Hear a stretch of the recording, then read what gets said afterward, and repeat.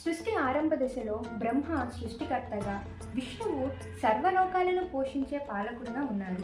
కానీ వాళ్ళిద్దరి మధ్య ఒక సందేహం వచ్చింది, ఈ జగత్తులో ఎవరు గొప్పవాడు అని.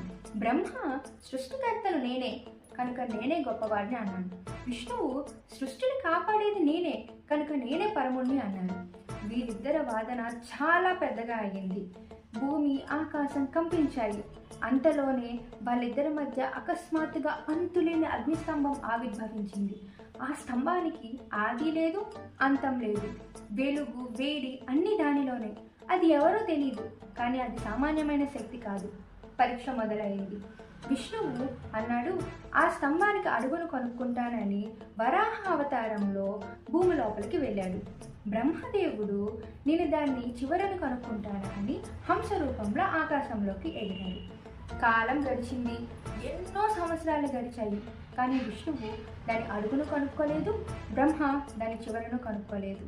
కానీ బ్రహ్మ గాలిలో ఎగురుతూ ఉండగా తనకి కేతికి పుష్పం కనిపించింది. ఆ పుష్పం ఆ స్తంభంలోంచి జారి కింద పడుతుంది. దాన్ని సాక్షిగా తీసుకొని బ్రహ్మ నేను చివరను కనుక్కున్నాను అని అబద్ధం చెప్పాడు. కానీ విష్ణుమూర్తి నిజాయితీగా నేను అడుగును కనుక్కోలేకపోయాను అని చెప్పాడు. ఇంతలో ఆ స్తంభం నుంచి పరమేశ్వరుడు ప్రత్యక్షమయ్యాడు. ఆయన స్వరం గంభీరంగా ఉంది. అహంకారమైన బ్రహ్మను చూసి పరమేశ్వరునికి చాలా కోపం వచ్చింది.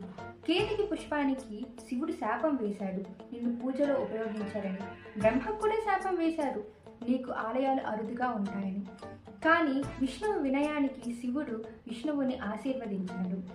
అప్పుడు శివుడు ఇలా అన్నాడు, నేను ఆది కాదు, అంతం కాదు, నేను కాలానికి అతీతమైన తత్వం అని.